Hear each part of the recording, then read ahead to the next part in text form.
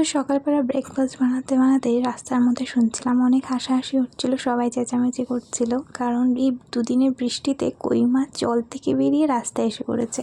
আর এদিকে আমার স্নানও হয়ে গেছে, তারপরে এসে পড়লাম ব্রেকফাস্ট বানাতে। তখনই শুনতে পাচ্ছিলাম রাস্তাতে অনেক হাল্লা হচ্ছিল। আমিও রাস্তায় বেরিয়ে গিয়ে দেখলাম যে এই মাছটা জলের থেকে উঠে রাস্তায় এসে পড়েছে।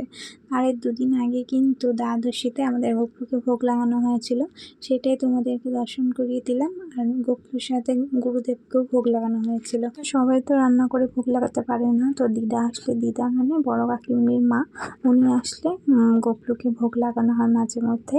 আর মা একদিন মামকে বসিয়ে সন্ধ্যে দিচ্ছিল, যখনই মা শঙ্খ বাজিয়েছে মাম খুব ভয় পেয়ে গেছিলো, তো খুব জোরে কান্না করছিল। এখন চোখ শঙ্খের আওয়াজ পেলেই না খুব ভয় পেয়ে যায়।